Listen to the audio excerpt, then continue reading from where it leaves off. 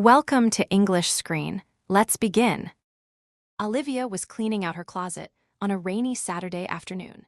She found a small box full of old phones and tangled chargers. At the bottom was her first smartphone, a gift from her father years ago. Out of curiosity, she plugged it in and waited to see if it would turn on. To her surprise, the screen lit up slowly with a familiar wallpaper. She opened the old message app without thinking much about it. Her thumb stopped over a conversation with Leo, her closest friend from university. The last message in the draft folder was one she had never sent. It was dated 4 years ago, the week before he moved to another country. Her heart beat faster as she read the words she had typed but never shared. The message said, "I meant to tell you something before you leave." Olivia remembered writing those words alone in her dark dorm room. She had been too afraid to finish the message, so she just saved it. Back then, her feelings for Leo were confusing and strong. She had wanted to say something important, but the right moment never came. The next line in the draft made her breath catch in her throat. "I meant to tell you that I always wished we were more than friends."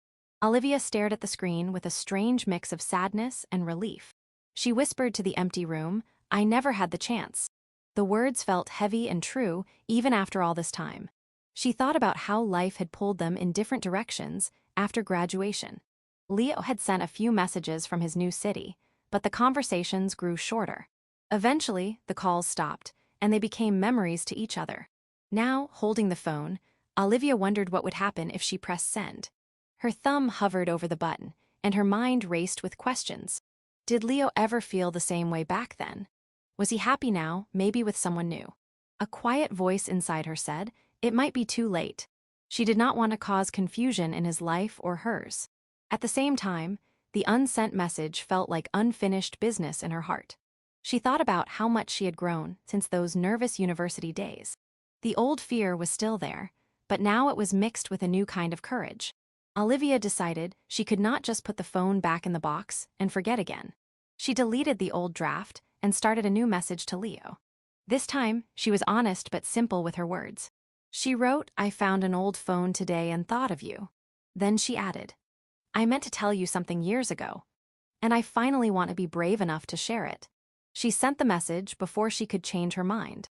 Her phone buzzed 5 minutes later with a reply from Leo. It said, "I think I know what you wanted to say." Because I felt the same way. Olivia let out a small laugh of surprise and relief.